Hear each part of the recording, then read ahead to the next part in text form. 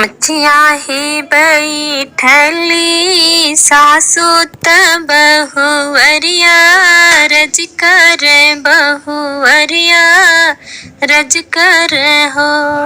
सासु कार्तिक मास के चौथिया त करवा के व्रत रहब हो। सासु कार्तिक मास के चौथिया त करवा के व्रत रहब हो। कहाँ पे वो चुनरी से पियरी तवरों से चुनरी न हो। बहुवर कहाँ पे वो शोर हो सिंगरवात करवा के व्रत रहबो हो।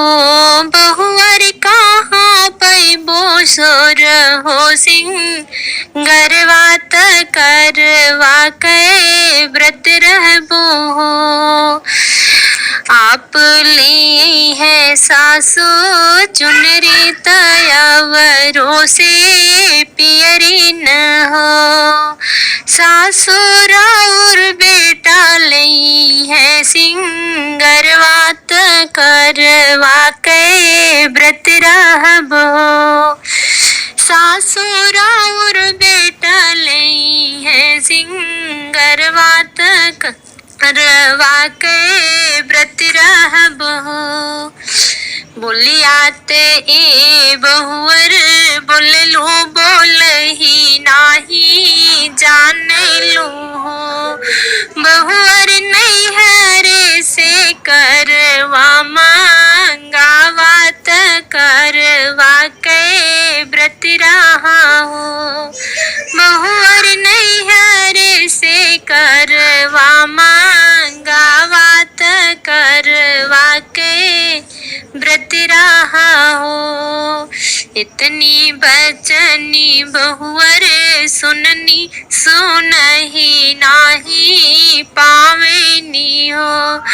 बहिनी नयना से ढोरू कैला नीर करौआ कहाँ पाई न हो।